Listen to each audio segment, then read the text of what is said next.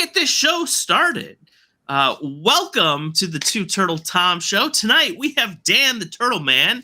Dan works with Diamondback Terrapins, amongst other species of turtles. And that's what tonight is going to be about. All about your work with Diamondback Terrapins. We're super excited to have you, Dan. Welcome. Thank you. I will talk your I'm so excited because I've done like the past 2 other podcasts I've done that were all content related. I am nerd end of day. Let me talk about the species. So I'm totally, thank you. Awesome. Words, excited.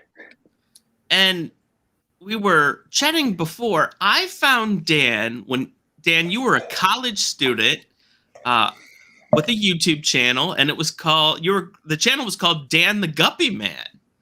Yeah, my roots. Yeah, so tell us about those roots and how did you transition from Dan the Guppy Man into Dan the Turtle Man? It's lore. So it went, let's see. I was like, okay, so I'd always like fish, and then I turned 10. I got a pond. I got some like little shabunkins and stuff. Then I got serious. 4th and 5th grade, I'm researching the nuts out of tropical fish because I wanted to step it up a little bit. And so I read in a book back when there were books that you need to do as much research as you can on whatever pet you're going to get. So I chose guppy, and I loved those little boogers. I still do. Like there's still I was an aquarist first, aquarist, whatever you want to call it. I was a guppy boy, and I was breeding guppies in my room at like 12 or 13. I was breeding like hundreds of guppies. And then I got a turtle, and then it was kind of game over, but I still love, and I will be getting back into the guppies actually very recently. So it was guppies and then a turtle, and then it's just been turtles, and I've had guppies just in with them kind of haphazardly. But yeah, that's the lore. Yeah.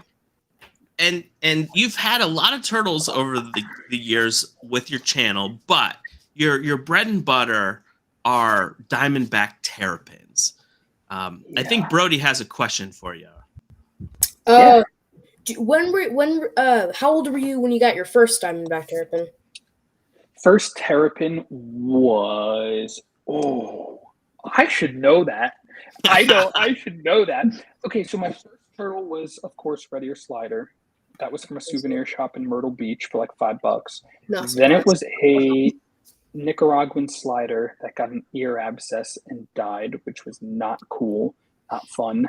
And then the Terrapin was at a reptile show in Pennsylvania. I couldn't have been older than 13, if that. Okay. And she grew big and beautiful. This one still, you have the ones that still hurt. This still hurts. Yeah. Had her built a pond, and she ran away during a rainstorm. I found her down in like the basement stairs, because this is when I was in Pennsylvania, down in the stairs of the basement. I was like, oh, you silly goose, put her back in the pond. And then, of course, next rainstorm, she was gone. That still sucks. That still hurts. Yeah, but that was number 1. And what kept you with Terrapins? What about them? The one that got away. I'm about to pretty much. I'm about to make a lot of people mad, but they are simply the best. Personality, looks. We're talking about turtles still, right? Yeah. Yes. We're just talking about turtles. They are. I feel like there's very few other species where you get as much variety as you do with the Terrapins while still having the same species. Even same subspecies, you get crazy differences, which is so fun because I've got like my little key educational animals now where it's like these are all the same subspecies, especially now because they're combining subspecies. We'll get into that, I'm sure. But a super white one, blues, the darker ones, it's crazy. And so I, for years, was like, why would I keep any other species literally ever? And that was why. But I don't want to get too far ahead of myself. But there's been a lot of changes the last like year and a half, 2 years. Now, at one point, I watched you build a gigantic pond Yeah, that was fun. in the backyard of Yeah, your that was lit. Now, I know you don't live there anymore, but tell us about that pond. It was freaking lit. I will tell you about that. It was awesome. It was, yeah. Thanks, dude. So I ran into a few. There was one problem that I ran into, maybe two with that pond, but otherwise it was freaking good. It was really good. The quality on the shells of those critters when they would shed was beautiful. Very little pitting, or if any, usually none. No skin fungal issues. Ornate Diamondback Terrapins native to Tampa, Gulf Coast, Tallahassee, Florida, living in South Carolina, overwintering successfully there by hunkering into the little microclimates, because I had balls of algae, about 2 to 3 inches of algae on the floor of the pond that would heat up from the sun in the winter, and they would sit in it. Because I would go in there. There was one time I had to pull out one of my males because he just made me nervous. He never overwintered well. The one year was on a respiratory infection. The next year was an ear abscess. And I said, I'm pulling you. So I got in, and my feet go into the algae. It was so nice and warm. No rocks, because I didn't have money for rocks. And I built a bog filter. And so the two main issues with that pond were trying to keep plants alive in the main pond and keep temperatures down and get shade. That was problem number one. Problem number two was that my clean out method of the bog failed. And so I had a pipe that went down to the bottom, but it immediately got clogged. And the pipes at the bottom, the PVC pipes that I had, also got clogged with roots and stuff. So you need a void space between the pipes that you have with the water and the actual gravel and stuff. Now I understand why Aquascape does it that way.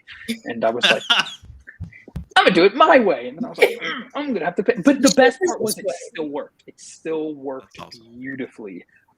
Like really well, especially Greg. Pond was amazing. Yeah, especially when I took out that stupid umbrella palm papyrus, whatever you want to call it. That stuff grew out of control, took over. I yoinked it out because, the leaves of it would slice my arms. I hated that stuff. Anyways, yeah, it kept the water quality good. It kept them all contained. It had an electric fence, so no icky nasties were getting in.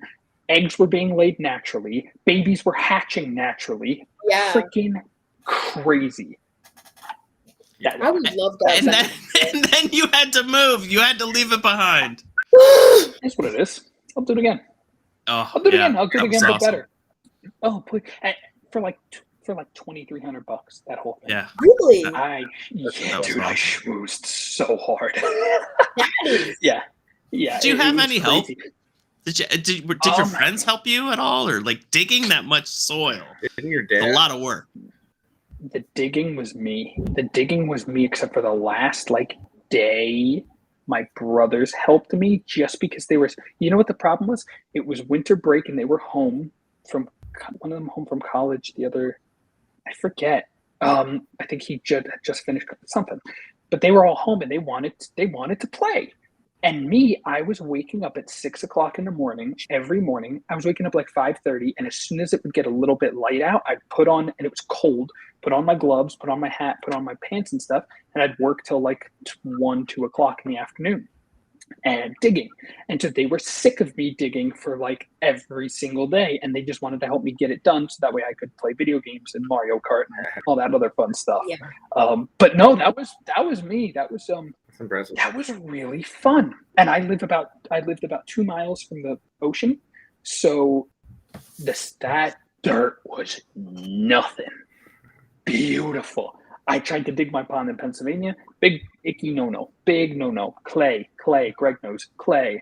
Because he's in Atlanta. That same stuff. Clay. It sucks. Yeah, when I was digging my pond, it was just horrible. Where you at? Ohio. We have lots of good clay here too. So wow. So yeah, and that was kind of the penultimate, and there's more to the story for sure. But let's talk about the Diamondback Terrapins themselves, right? So if I mean, if you're totally new, these are an animal that inhabits this really interesting zone called the salt marsh or mangroves, right? Right along the edge of the ocean, but they don't go out into the ocean. They live in these wetlands that are influenced by salt and salt water. So sometimes the water is fresh water pulsing through. Sometimes you have a lot of salt water. And one of my big questions I've always had, is it necessary? Is it beneficial to raise these animals in a water that tries to recreate the salt marsh, or is that just not necessary? I'm going to say not necessary, but stay on your filtration game. Be ready. Salt is a good buffer, but I think a lot of people, for me, it's like not worth the effort. It's almost like cheating, because if you're using, I've had my success all with fresh water.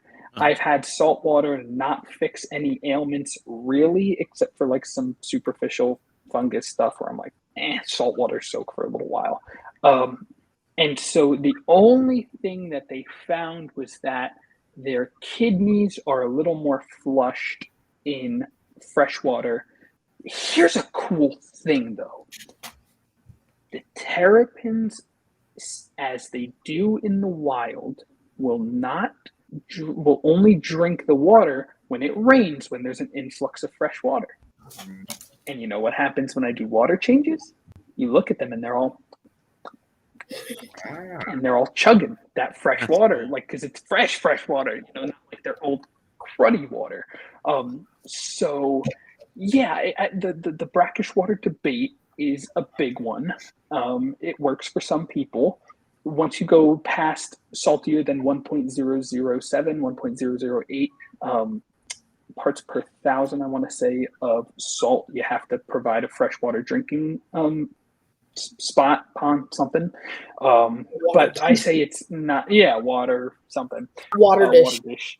I've actually taught, and now I'll say it, I had my only wild caught terrapin. Well, no, I've had a second one, but it was sold to me totally captive bred, and it gets here. She's got a big megacephalic head, and I'm like, yeah, no. But anyways, the only one that I knew and got, I trained him to use a water dish, which was cool. That was really cool. Yeah. But yeah, you need to keep them, because I kept him salt, because if they're born and raised in fresh, like they're totally good in fresh. Oh yeah. And you can go from salt and then keep them in fresh water, but you got to be like really on top of your game. And even then, you're going to have to dry dock them every couple nights, every couple days, every month. You're going to get little spots here and there that you might have to just kind of stay on top of. But that goes for anything really, even when you keep them in fresh. But if you keep them in nice, clean, good, fresh, the number one thing is biological filtration. That is your number one to keep away shell rot and things. Biofilter. It don't matter about the sponges and the mechanical and the this and the that. Like in my pond, I built a 7x6. The pond was 12x15. The bog filter was all gravel and 7 feet by 6 feet. That filter was a pond in and of itself, just filled with gravel. And that I attest to the success that I had. It balanced. Once you get that balance right, you're good. Very cool. Could you tell us a little bit? Could you just give us an overview of the different species? They're not different species. They're different subspecies. To see what's out there. Yeah. Tell us a little bit about each one, and maybe some of the interesting things about them. And why you might want that subspecies or not, or to work with it as a pet. I'll geek a little bit if that matters. So 7 subspecies: New Jersey down to the Keys and out to Texas. New Jersey, Maryland, Cape Cod, I think is the furthest north, down to North Carolina, Virginia. You've got the northern Diamondback Terrapin, Malaclemys terrapin. Those are the most cold hardy. Those are the most cold tolerant. Those are the ones that are living in those tidal marshes, the grasses mostly. They kick butt. They can eat the cold for breakfast, but it's more of a they need a, how do I put this? They can take cold temperatures, but not like prolonged kind of cold temperatures. You need like, okay, it's winter, but then now it's spring. And also you don't want to go below freezing for too long. Sub 50 degrees, they can take, but you don't want to push it. Why push it? If you're doing a controlled brumation, 40s, even 50, but sometimes they're still active at that temperature because they're psychotic. But those guys, super cold tolerant. If you're out somewhere west or Arkansas or something weird like that, you can keep them outside almost year round, but then in the winter I'd keep them in like a shed or something buffered, but it's doable. Those are the most common, thanks to Dirty Dave and poachers that just were snatching Dirty Dave them from the wild. is Dirty Dave the guy that sent out turtles in cereal boxes or something like that? What? Probably. He was poaching Was thousands. Dave? And he was oxytocining the females, sending wild caught females to Canada.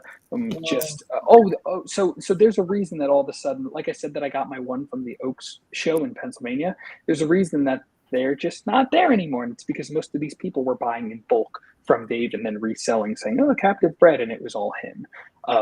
So there's less now of the northerns, and then the concentric is just a phenotype of the northerns, meaning it's just a different look.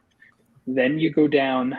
Dan's Turtle Room, love that guy. Don't feel bad. Everyone's gotten some from Dave. He actually sent me hush turtles because I was digging too deep at 14. Hush turtles? Hush turtles, sent 3 of them in the mail. Bro, you have no idea. Oh, yeah. He sent 3 of them just for nothing. He was just like, "What's your address?" Didn't even tell me they were coming. Packed in, the pillowcase thing. Oh, yeah, you have no idea. It worked. 14-year-old Dan was like, "Cool, free turtles." But, it was crazy. Yeah, USPS envelope. Yeah, he sucked. That Envelope? Wow. Man, Dave must be a psychopath. Oh, he was the worst. And then, anyways, we're not going to get too into it now. Yeah. Because there's a reason that I'm... The bottom line, there's a reason why there are so many northerns available. And that's correct. Probably the reason. Yeah. It was one person really pumping animals into the pet trade. And that's all it takes is one cruddy person. So then we moved down to North Carolina, South Carolina, down to like Jacksonville, Florida. Actually, you get your Carolina Malaclemys Terrapin centrata. Here's the thing, bucko.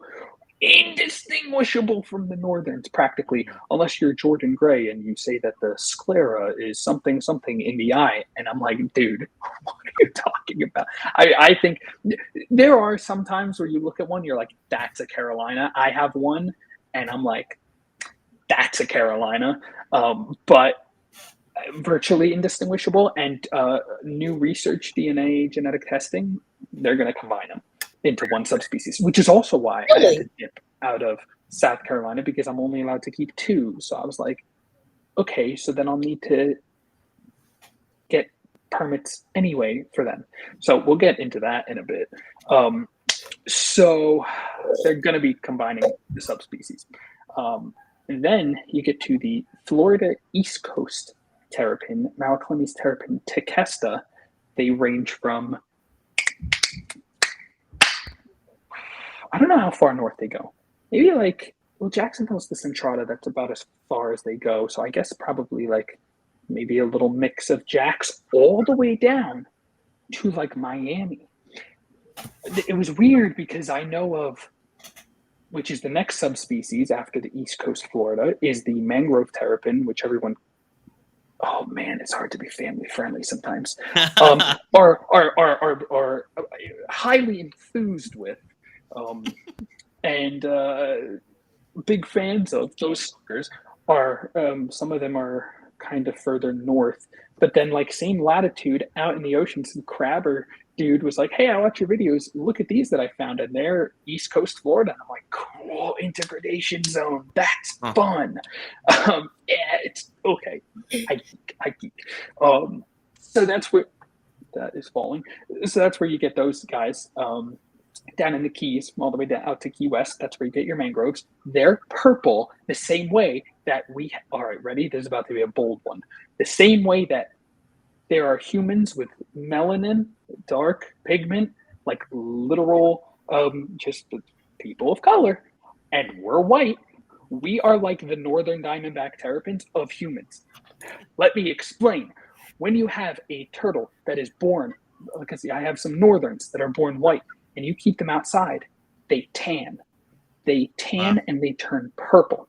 Really? Down in the Keys, they get so much sun that they're naturally just that purple color. The same way that humans originated in Africa and were exposed to so much sun that we just naturally had darker skin. And humans that came from Europe were white. So that's your fun fact of the day. A real weird one. But when I realized that, I was like, oh, yeah, it was so cool. Then on the west coast of Florida, the ornates. And so as far as care, there are no centrata. There are no, I mean, not really in the pet trade. If there are, they were snagged illegally because they've almost never been legal to take. So mine, I have no idea where she came from. Some woman in Texas was selling her years ago, and I got her, and I was like, that's a Carolina. But I don't know. And then when you get to the Tequesta, not a lot of people work with them, if any, really. I know one dude who managed to snag some right before they stopped the law from allowing take. But that was that because they were just like the uglier subspecies. No one really cared about them. So, they probably can't take too cold of temperatures. The mangroves, firsthand experience, they can take colder water, but don't do it. It was stupid. I was taking huge risks with my female. That was crazy, captive bred female. Yeah, that was a wild time. But they're 55 degrees brumation, maybe even 60 for them. The Carolinas and the Northerns freezing, they're chilling. Ornates, again, 50, 55, no lower than that. Although mine in South Carolina were able to brumate successfully, I think that's because I had buffered temperatures. But those guys are finicky. The ornates can be finicky, and Kevin Minto says that they are the meanest subspecies, and they really can be. I mean, I have some that came right out of the egg, and they were open there. Yeah, that was work for them. They're just hissing and opening their mouths, ready to bite. They're a little bit insane, but we love them anyway. Yeah. And the ornates are cool. The ornates you'll get, so on the East Coast, the Northerns, you'll get speckles, you'll get dotted lines. The mangroves, you'll get those bold blotches and purple skin, which is awesome. The Tequesta, you will get, Lord knows, some of them look white, some of them are blotchy, some of them are, they're just a whole hodgepodge. The ornates are usually purple skin with finer peppering on the lower locales of animals, or ones that are super flower back, which is the yellow that comes through their shell. I think there was a bunch that were poached recently and snagged, and so now all of a sudden everybody's got these super flower backs, and I'm like, and because their skin is the lower locale of the ornates, and we're going to get into it, but this is part of why I've stepped back so far. It is such a dirt. If I may preface this, and I should have before, and I know that I'm all over the place, but I'm trying to stay organized. It is a dirty, dirty, dirty, dirty world. Yeah. Horrible. Which is why I've stepped back so much. The greed is insane. I mean, I've watched grown men in their PP measuring contest. Get over yourself. Okay? Yeah. Sorry, Brody. So, anyway. There's nothing this kid hasn't heard or said. So Gold. So then there's the ornates. You'll get them. They have some of them have pink skin. Some of them have totally white skin. Some of them have blue skin. They're really, really cool, but like I said, kind of finicky. And they used to be super uncommon and the rarer, but now they're bred pretty regularly. There's a whole bunch now. My friend Jason, JK Terrapins, he's got the best ornates I have seen in almost forever. He has some of mine, actually, my super nice boys. They're chilling with him. He was nice enough to hold on to them for me. They are freaking awesome. He's actually got probably the best Terrapins, period. I love that dude also. He's just a good dude. One of like 3 Terrapin breeders that I actually like. All the rest I have some type of issue with. Then we go, told you I'm getting off topic. So that's the ornates. They're cool, but they're not going to take the colder temperatures. That's the main part. As far as ones that you're going to see available, you're going to see northerns, you're going to see ornates. So they go all the way up towards Tallahassee. Then you keep going, and then in part of the panhandle, you're going to get the Mississippi Diamondback Terrapin, Malclemys Terrapin, Pileata, and the ornates are Malclemys Terrapin, Macrospilota. The panhandle of Florida, and you keep going. Pileata, those are the Mississippis. Those things are cool. They are where you start getting the megacephalic ones. Big heads, big freaking heads. They're so cool. Those are in the salt marshes and whatnot. I should have mentioned. Is that captive bred and wild caught? I mean, do they naturally have a larger head than the other subspecies, or is it just their environment? Great question. Wild caught are the only ones with big old heads. Though, mark my words, I'll do it. I'll have a megacephalic captive bred Terrapin. I will do it at some point. I will do it. I will do it. If Steve Enders ends up getting the snail thing going, that would be really neat to see some hatchling Diamondback Terrapins grow up from the start, eating all of these things, and really I think it would be awesome if we could raise up a Diamondback Terrapin to have that megacephalic head as it does in nature. And that's part of why I miss my pond so much. I've got one girl, Blondie, and let me tell you, I was just redoing their basking area in the pond, and I put in a cinder block, and she's got a big head, and she was chewing on the cinder block, like just straight up. She is like, and I had raised her since she was about, she was one of my very first babies that I found naturally hatched in the pond. And so once they were big enough, like 4 inches, I put them out in the pond, and they all have big heads, except for one of them, Blueberry. For some reason, she's got a smaller head, but it's noticeable is the point. The 2 that were munching on the snails and just chewing on the rocks, they got bigger heads. And I'm like, cool.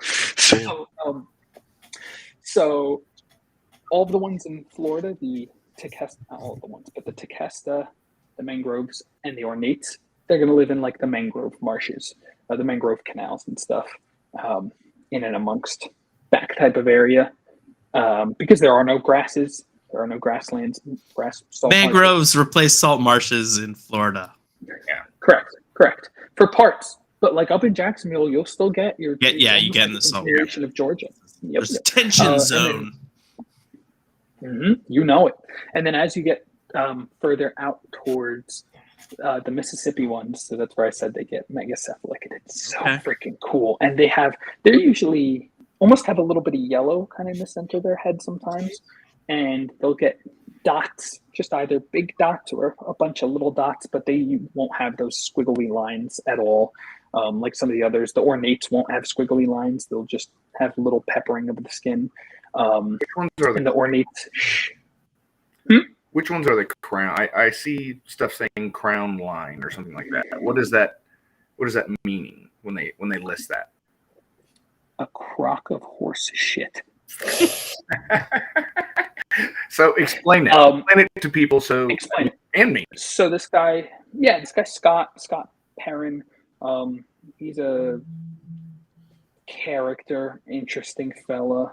People have whatever, man. It's like the only dude that has access to the farm terrapins in Maryland. I don't know. Sketchy people. This is what I'm saying. There's a lot of sketchy people. Scott, if you're watching this, sorry, I consider you a sketchy person. He coined the term crown. Basically, it's selectively bred. It's harder to get like these bolder markings and like bars on the plastron and minimal webbing, which is the design between the eyes on the top of the head of the terrapin. So it's not as dark. And so Not as dark up there. there's there's not as much, like that. and the bolder the better. And usually they'll have like 2 dots. If they have 2 big dots and it kind of wraps around the eyes, say that the eyes are right here, and the design is like this. That's the crown. Now, though, there's so many of them that they used to be, and now it's like The albino red slider. the albino Diamondback Terrapin now at 10 grand for yeah. visual albino, and at $1,000 for 100% heads. Yeah, great investment. Maybe we'll get into that. I don't want you getting a cease and desist. So then I don't care. I don't care anymore. We go from the Mississippi, that's the Pileata. Then you get into the Texans, Littoralis, Malaclemys Terrapin Littoralis.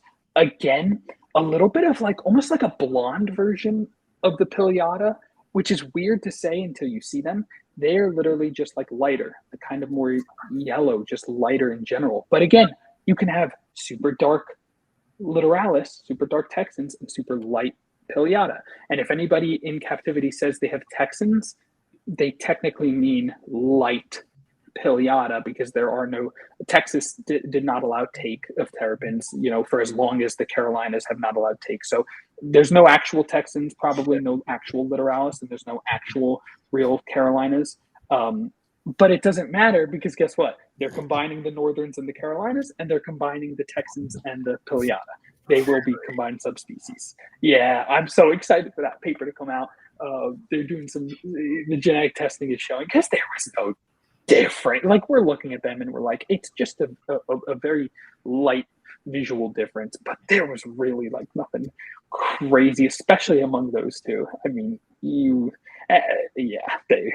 wasn't much difference. So, Mississippi's though can take some cold as well. Which ones were the crown? Which subspecies? Northerns. Now, technically, Carolinas could be as well, but okay. Now, which one? I mean, I don't remember what video I saw on it, but Texans have a certain, I don't know, it's like Texan Star Diamondback Terrapin or Super Texan. Do what? Super Texan. Okay. Basically, yeah, that's what it was. Now, explain that. So basically, so you can and some people say it's just you can also integrate the terrapins of different subspecies that would never meet and get some really crazy stuff. I'm no longer a fan of that, because it just, I don't know. I just don't like it. Keep the sub. To me, it shows kind of like irresponsible keeping a little bit, which is coming from me, who was breeding and then selling integrated. Yeah, I know. Yeah, because I was battling with it for so long, and I've now fallen on the side of no bueno. So I have the ones that I have now, and they will not be breeding anymore. And if I get eggs, they will be fed to snakes or tossed. Yeah. I mean, because it's just not responsible, and it's a matter of. So this is a huge thing that I've come to learn. Who am I doing it for? Breeding integrates, making really the craziest, coolest terrapin that you can see. They do that a lot overseas in Asia and whatnot. So when you get, some people say that the super Texans are just integrades, but there are wild populations that have just these crazy bold markings and minimal spotting, and they're really cool looking. But that could be from when back in the early 1900s, early 20th century, Great Depression, Prohibition, terrapin farms were set up, and I think that in Texas, Mississippi, they had Northerns, I think, down there. And then up in Jersey, they had like Mississippi terrapins for some reason. It's no longer profitable. They release all their critters, and now you get integrates. But in my opinion, they get diluted out quickly. That's my opinion, is that they get diluted out. But you do get super Texans naturally in these little like populations sometimes, but you can't find them. And don't try, don't look. If you poach, you're crappy, and the prices are just going to go down anyway. So good luck. Well, Dan, that was a really good overview.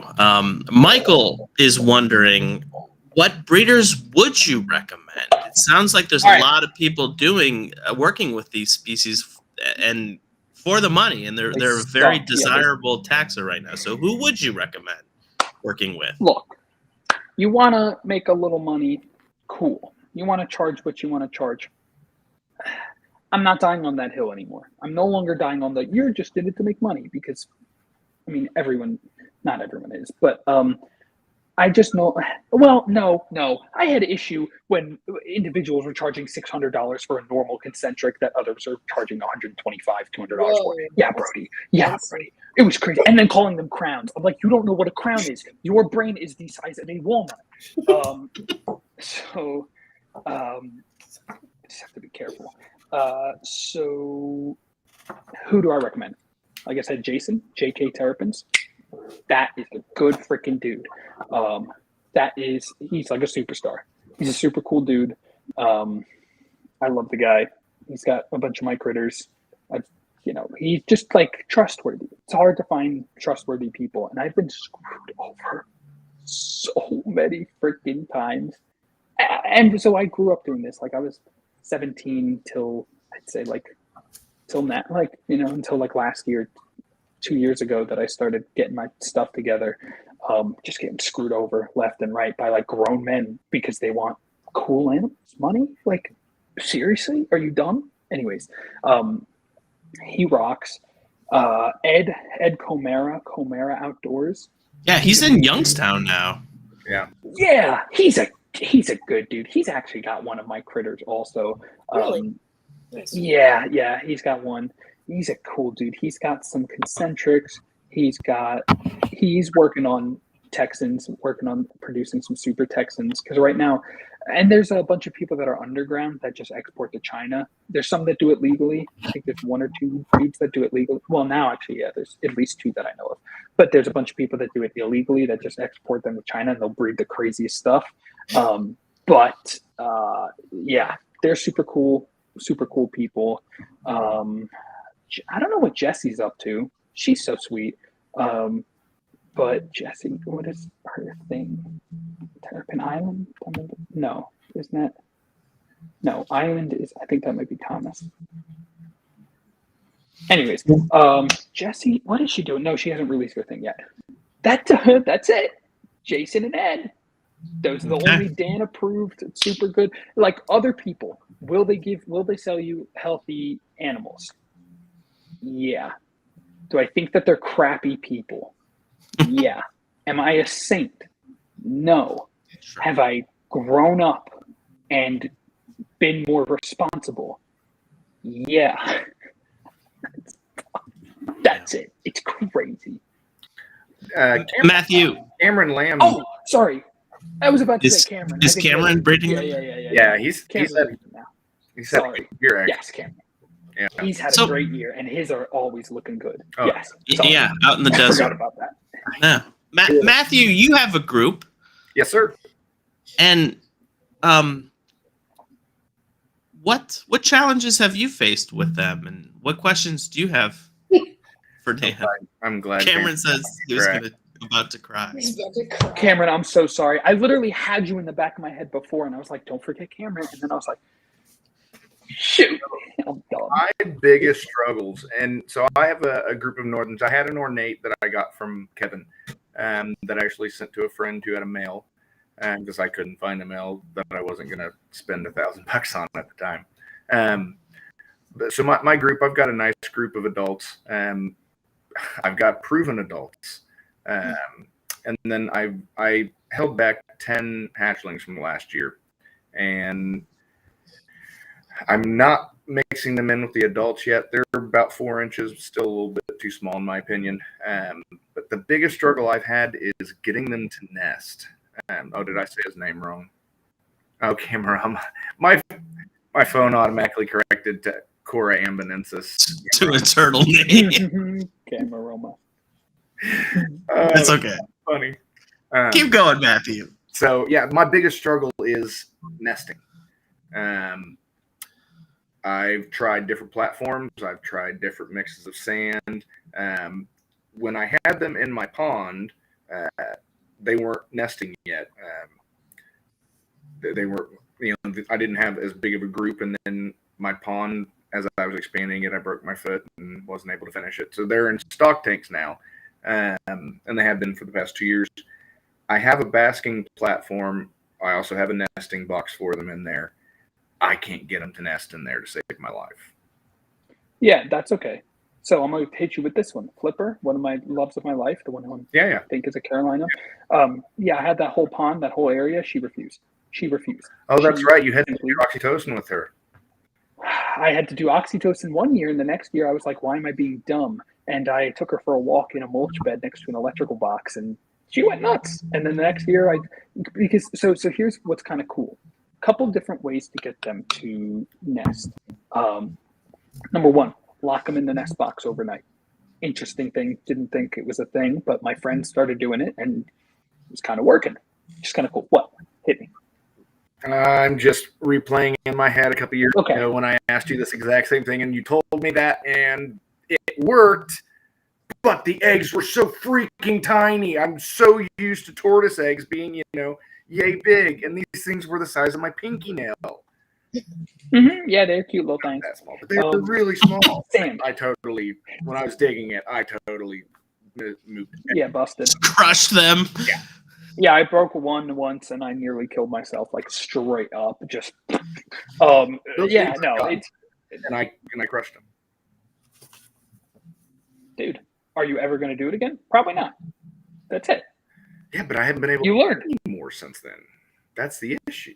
Until the year that you do. Yeah. Well, that's the thing. They're laying eggs, but they're laying them in the water. And by the time I find them, it's a 2 foot. No.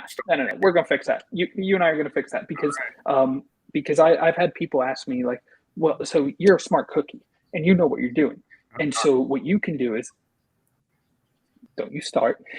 You can palpate. Those I can. And yeah. Those you can. Yeah. So that's what I'm saying. Yeah, they're so easy. Yeah. So once you know, within like a week or two of feeling those eggs, they're gonna start. Take them. So there's a couple ways. Lock them in the nest box or take them for a walk. You take them for a walk. They feel like they've moved a super far distance, and then lock them in the nest box or something like that. Or, like a play stand. So, like literally, you pick up your turtle, you walk around the block. Oh no! You just let her walk all over the ground. Now, come to think of it, I think he has a YouTube video of him doing this. I do. Yeah, with Flipper. Yeah, because when they leave the water, they walk and they walk and they walk and they walk. So you kind of, in their brain, they're like, cool, I'm nice and far away. I'm at an uphill point. Yeah, and then they find a nice spot. Oh, dude, that was one of the best days ever. When I took Miss Flipper for a walk and right next to the mulch bed, next to this electrical box, I mean, she just started, and I'm just laying in the grass for an hour in the hot summer heat, and there was nothing better than then just like sitting, waiting for her to do her thing, and then she packed them all up, and I picked her up. She's light as a feather. Palpate, there's nothing. Give her some shrimp, give her some cuttle bone, give her some calcium, extra calcium just to replenish, and she's good to go. That's another thing. Give them calcium. Give them cuttle bone to chew on. Give them supplements injected into shrimp. Give them something. Because one of my friends said that his females, like her back legs stopped working. And I was like, that's classic calcium thing. Trust me. Sure enough, vitamin injections, calcium injections. She's right back to it. I said, because they're sucking that calcium to make those eggs. And I never thought about injecting shrimp. That's a good idea. Yep. Take her for a walk. Spray down the site nesting area with some water. Makes it seem like it just rained. They'll stick their nose in and do their little digging thing. So freaking cute. That's another one. What was the other thing?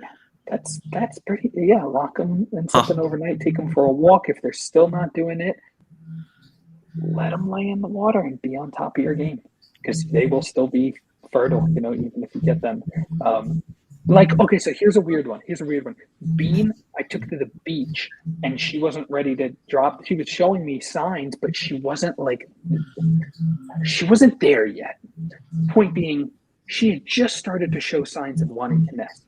And I took her to the beach, and she was like, dude, I'm at like 30% wanting to lay eggs. I was just kind of going for a stroll. The next day, dude, it's like you have to take a bad dump. Like literally, you can Like a see morning the stress. Because like I'm watching from my camera, and you can see, like I can see her getting more anxious every day for those 1 to 2 hours that she would try. And by like the third day, she's like, "Get them out of me," and just picks a spot and finally starts doing it. But the point being that when I try to take her for a walk, she's like, "Screw you!" Like, no, let me do my thing. That's another thing. I mean, you can, build a playground for your kids with sand and stuff, and then be like, "Yeah, it's totally for the kids and not for my terrapins that need to nest." Wow, that is really interesting. I've never heard anybody ever to give advice like take your turtle for a walk. That's awesome. I might try that a few times with some of my pacing hingebacks too. What was that, Matthew? I remembered that video once he said it, and then it clicked in my head, and it's like, how much stuff do I have stored that I don't think about like that? Yeah, totally. Probably a lot. and that's why we're doing this. Yeah, to stoke those memories. Well, Dan, we know you're no longer at your pond, and it sounds like you might have recently moved. So why don't you pick the story up when you had to say goodbye to the pond and kind of downsize your collection, and then you had some real tragedy almost strike. Kicking the nards. Yeah. Yep.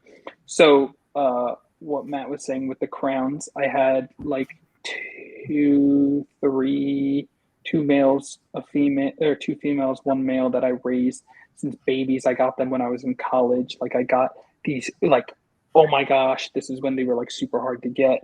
And they were like my, I raised them since they were babies. I fixed them for tapeworms. I raised these little buggers, and I got this big, beautiful girl.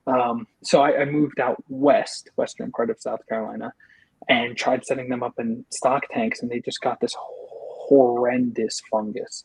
And one of them almost died. Bean, was given to me by my ex, but I still love that critter. And so when I almost lost her, I was like, this is not worth it. Like, it's not worth having the crown, the super high quality. What? I don't care if I can't take care of the OGs and stuff. So I was like, let me place these animals with people I trust. Placed them with my friend Steven, and they just got a crazy freaking virus that just killed them. So that was 1 male, 4 females. Yeah, and some that I hand freaking raised. But like, again, what am I gonna do? Sit and cry? I've faced a lot of tragedy with a lot of the animals over the years. And I don't want to say that I've gotten stoic, because it kills me every time. But there is no pleasure, there's no beneficiary from wallowing. You have your time, you learn, and you push on, or you teach everyone, which is what I try to do. Be like, hey, watch out for this. I mean, and it came from it came out of nowhere. It could have been bird poop, it could have been a mouse, it could have been a fit, whatever. Like, it came from nowhere. And so, like, at that point, it was with, someone that I would totally trust, and I felt even worse for him. It just sucked, and so had to move. How do I put this? So then there was that situation, and then how do I put this? Because it's big and it's very good news, but it's not like official.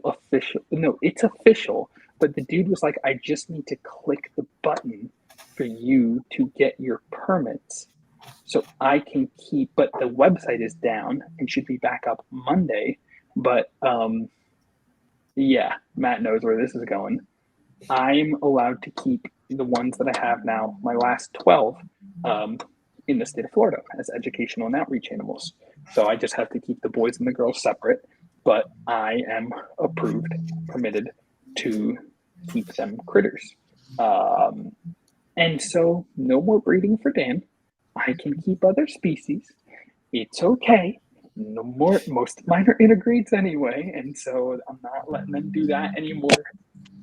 Regardless, so the females will give me eggs because they can retain the sperm. I'm gonna have to, ixnay those eggs. It's a matter of being more responsible for the animals. And yes, people say the laws are overbearing and this and that. Can you blame them?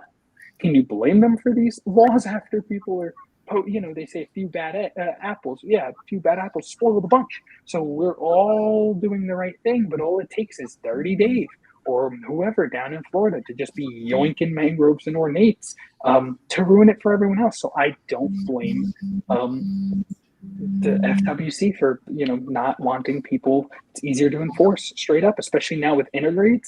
It's sometimes hard to differentiate unless it's someone like me, which is why I'm so happy to be here, because if they show me a critter, I can tell you what subspecies or combination of subspecies or what locality it came from. So homies think they're slick.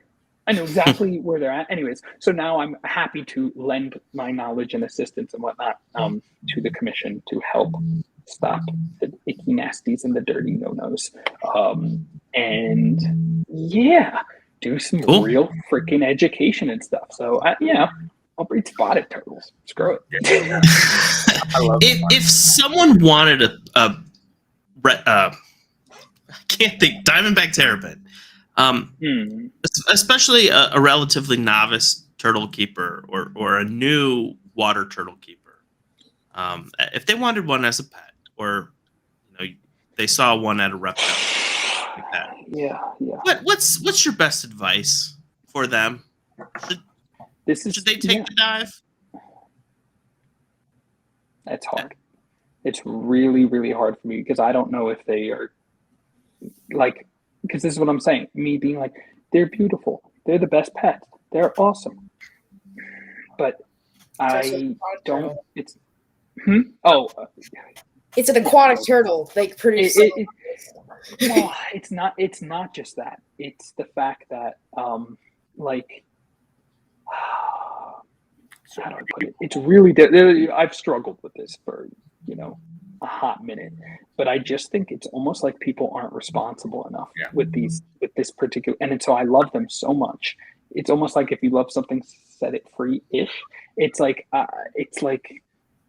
almost as if people are not responsible enough with the species to have the pleasure of keeping them in captivity, because I know that people are not taking proper care.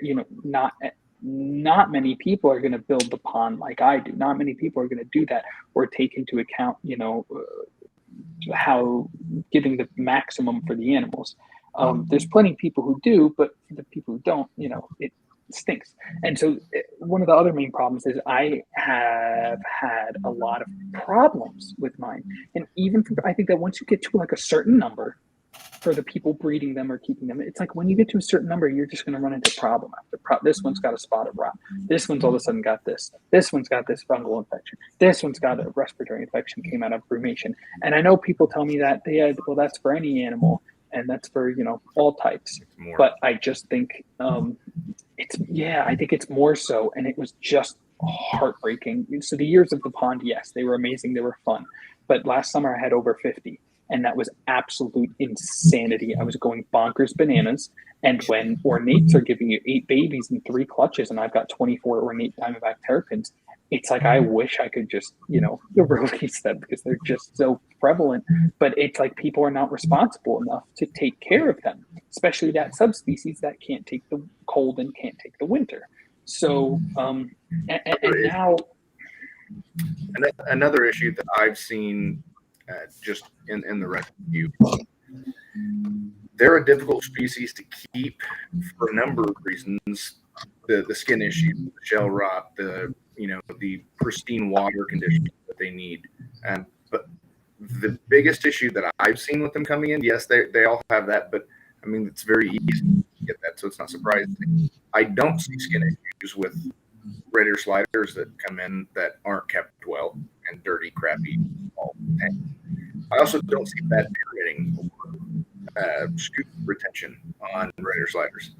Diamondback Terrapins, tons of scoot retention, tons of pyramiding. Not like a lot of other aquatic turtles that I've kept. But the biggest thing with Diamondback Terrapins that I don't see in other aquatic turtles is they become morbidly obese. They will not stop eating. I've had two. I got in. One still alive, was able to lose the weight. She's healthy now. She's laying, dropping eggs in the tank. But the other one, and they still has so much. She's got pretty bad skin flaps just from how fat she was. But yeah, that's the issue I see. A lot of people they can't say no. And my wife tells me all the time that the hatchlings that I keep, they're on our back deck. My wife says that every day. I'm not feeding you guys. I feel so bad for you. I just met him 20 minutes ago, hon. So, and that's a difficult. Oh, they look hungry. They're not, and that's the thing that makes them slim out real quick is laying those eggs, which is freaking awesome. But again, like I said, it's the responsibility. Like you just said, the ability to say no. Matt, do you remember? Can I bring this up? What you offered me when Matthew Hills texts me and sends me a picture of a little baby Spangler eye, and is like, is it going to be Dan's new turtle? And I'm like, Dan is moving in the middle of a lot of chaos, and I just don't want to take anything on that I can't fully commit to, even if it's like one of the coolest species, and I totally freaking want them and want to work with them, and I look at pictures and I talk. But it's the ability to say no. It's the ability for Dan to say, I'm not going to breed these because people are not responsible enough right now. And it's just insanity. And the problem is that the current forerunners of people that are breeding them, if I may, am I going to get in trouble? I just can't not speak about it. This is why I can't not go this whole podcast and not throw shade, because it's disgusting. These freaking people, and I'm so over it as someone who has dealt with the species and dealt with the people for years. It is some of the worst things I've ever seen in my freaking life. And that's why there's 3 breeders that I like. That's it. It's crazy, making all kinds of weird intergrades. And it's like, because at the end of the day, you look yourself. God bless my friend Greg. My friend Greg's Turtle Haven, Greg Brashear, and Charlie Moorcroft. Bless those two, because Greg tells me, great guys. Dan, just look back, look at yourself. You want to breed these super cool terrapins, whatever, the crowns, I want the bold spot concentrics. Who are you doing that for? Yeah. Greg. Is it because it's gonna help the species? Well, it'll help by providing. Well, you could provide just regular northerns, and people would still want them. Well, what about the people that want the high end? Well, they'll be around at some point. Who are you doing it for? For me, selfish. It's selfish. So, I am so thankful that I've been able to, and maybe at some point I will be in a state where I can breed them and stuff, and I will do things responsibly and whatnot, and not only hatch out as many as I can place properly. That's another thing that I did that was huge. Sorry, I know we're going over time. I don't care. I'll keep talking forever. But is making sure to vet severely to place the animals only where I know they'll be well cared for. And people will just list them on a website, and that's not just. All I think is when I see people that message, because they'll buy from blah, blah, blah.com and be like, and then come to me when they're having issues and dying and this and that, and they're not taking care of them properly or whatever. It's just, it's made me so impossibly sad. The lying, cheating, deceiving, stealing straight up that I have witnessed is why I have stepped back and sorry, I'm not gonna get ferocious. It's a rabbit hole, dude. You're grown men. What are you doing? What are you doing? Listen. My next video, I'm dressing up in Matthew, funny. My next video, I'm in a pee measuring kind. Oh well, I have mangroves now. Get over over yourself. Dude. Nobody gives a shit. Jesus Christmas, sorry. And this is coming from me, where in my next video, I'm dressing up in a Batman outfit and going into the Everglades and catching Burmese pythons. Why? Because I think it's funny. And somehow I'm more mature. He's grown. Yeah, dude, it's sick.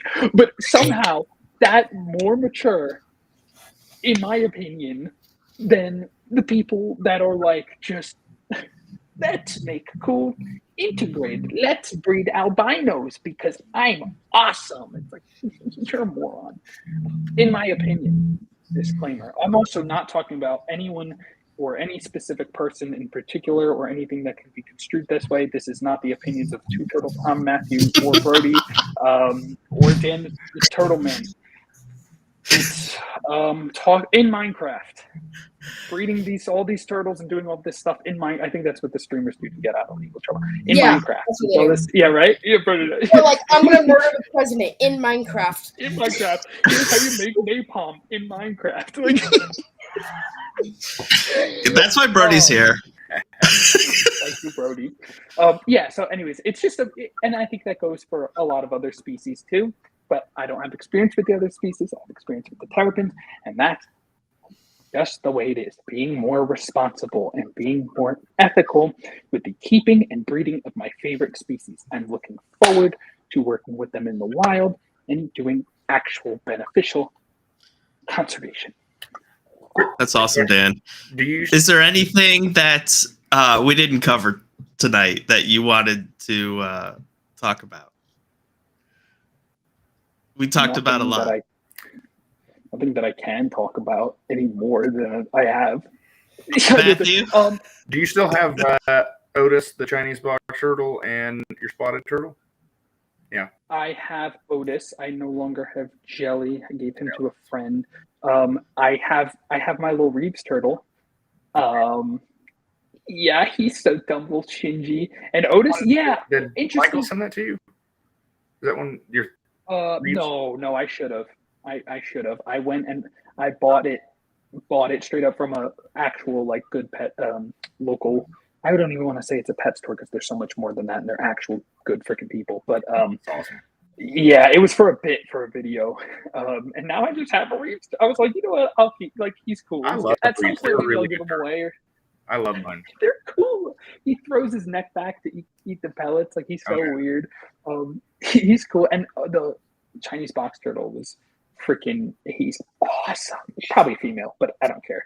So cool. Interesting point. I do want to talk to you more about the fact that you're like, is he not growing? Like, I don't know. He's kind of been the same size for like 2 years now. It feels like. I don't know. I think I asked Cameron or someone. You posted, or I saw a video. It may have been an older one the other day, and I was like, man, that's the same size it was a couple years ago. Yeah, and I'm looking at people with yearlings, and they're this big, and I'm like, dude, what? Like, I know that he went through brumation, but like, what? I don't know. So we'll see. I don't know. I think things will pick up, or if not. Well, gentlemen, I think our time has come to say goodbye. But Dan, thank you so much. This has been fantastic. I learned so much. Matthew, thank you so much. Yeah.